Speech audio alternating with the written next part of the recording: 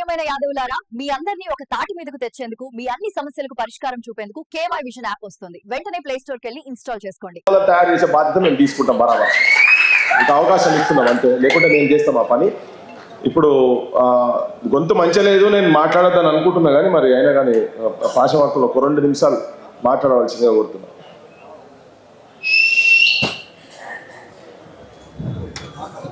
సభాధ్యక్షులకు, వేదిక మీద పెద్దలకు, సభకులకు నమస్కారం. నేను ఎక్కువ మాట్లాడిన కానీ 2 విషయాలు చెప్తా. తెలంగాణ రాష్ట్రం సాధించుకున్నది కవులు, కళాకారులు, రచయితులు, మేధావులు, రాజకీయ పార్టీల వల్ల కాదు. దానికి పునాది వేసింది సంగమరెడ్డి సత్యనారాయణ గారు. ఆయన ఆడి పాడి జనాన్ని తయారు చేసినాడు. ప్రజల సంస్కృతిని ఆయుధంగా మరిచి చూపించినాడు. మళ్ళా తెలంగాణ మళ్ళీ ఉద్యమంలో కూడా ప్రజల సంస్కృతి ఆయుధమే, రాజకీయాలు కాలేదు. బెల్లెట, గద్దరు, మారోజు వీరన్న, ఇక్కిరి సిద్ధులు, వీళ్ళందరూ ఆడి పాడితే వచ్చినారు. ఎక్కడున్న రాజకీయ నాయకులు, బెల్లెటని చంపినప్పుడు ఎక్కడున్న రాజకీయ నాయకులు చంద్రబాబు పాదాలు తీసుకుంటున్నారు. గద్దరు మీద తూటాలు కాల్చినప్పుడు ఎక్కడున్నారు మీరు? ఉన్నారా? మీరు ఎక్కడన్నా చంద్రబాబు పాదాలు తీసుకుంటున్నారు. మంత్రులు అయినారు. ఇప్పుడు కూడా ప్రజాస్వామిక తెలంగాణ రాలేదు, భౌగోళిక తెలంగాణ వచ్చింది. ఇప్పుడు ఈరోజు మనం ఒక ప్రత్యామ్నాయం సృష్టించకపోతే, నేను మాట్లాడొద్దు అనుకున్నా కానీ మన మిత్రులు మాట్లాడిన అందరూ చెప్తున్నారు ఒక ప్రత్యామ్నాయం ఉండాలి.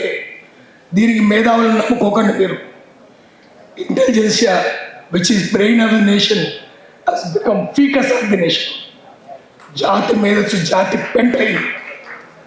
వాళ్ళని నమ్మొద్దు. మనం కళాకారులను నమ్ముకుందాం, కవులను నమ్ముకుందాం, రచయితలను నమ్ముకుందాం, శ్రమజీవులను నమ్ముకుందాం. దానికోసం అందరినీ ఏకం చేద్దాము. ప్రజాతంత్ర తెలంగాణ తెచ్చుకుందాం. ఇప్పుడు చోరతంత్ర తెలంగాణ ఉంది. చోరులే లేకపోతే మనం కనుక ప్రత్యామ్నాయ పార్టీ సృష్టించకపోతే మన శత్రువులు, తెలంగాణ దోచుకున్న శత్రువులు చంద్రబాబు, పవన్ కళ్యాణ్, భారతీయ జనతా పార్టీ రూపంలో ఆంధ్రలో పొంచి ఉన్నారు. ఎప్పుడు పెరుగుతామా తెలంగాణ? దానికి మన రేవంత్ రెడ్డి రండి రండి అని ప్రతిభాషపరుస్తున్నాడు. నిన్న మాట్లాడింది కదా, కంపల్గా చూస్తున్నాం. ఎటువంటి మాట మాట్లాడాడు?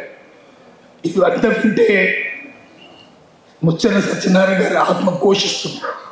అటువంటి మాటలు మాట్లాడుతున్నారు రేవంత్ రెడ్డి. అందుకని మన క్షమించదులందరినీ ఎందుకు మొన్నటాక అన్ని ఆ పార్టీలో ఉన్న దొంగలందరూ ఈ పార్టీలకు వచ్చారు. పైకి చెరువు వెళ్ళిపోతే ముసలి కింద చెరువులకు వస్తాయి. బీఆర్ఎస్ చెరువు వెళ్ళిపోతే ఆ ముసలికి కాంగ్రెస్ చెరువులకు వచ్చినాయి. అందుకనే తెలంగాణ ఆత్మీయ పరిస్థితి ఉన్నది. దీనికోసం గట్టిగా పోరాటం చేద్దాం. ప్రజల్ని నమ్ముకుందాం. 95 నుంచి తెలంగాణ ఉద్యమం ఎవరైతే మహిళల శక్తి మొదలుపెట్టినారో వాళ్ళు అడుగుజాడలుకునే పోదాము. చివరిగా ఏంటంటే మనం ఈరోజు వాళ్ళని పంచుకోవాలంటే ఉర్దూలో మాట ఉంది. మనం అంతా కూర్చున్నాం, మాట్లాడుకున్నాం, మంచిదే. నిషిస్తాను, గుఫ్తాను, బరకాస్తాను. కూర్చున్నాం, మాట్లాడుకున్నాం, వెళ్ళిపోయినాం, లాభం లేదు. ఫాలో ఉండాలి. ఇక్కడి నుంచి మిత్రులు చెప్పినట్టు పృథ్వీరాజు భుజాల మీద బాధ్యత ఉంది. ఊరికి సందేశాన్ని తీసుకుంటున్నాం. ఓ ప్రత్యామ్నాయం సృష్టిద్దాం.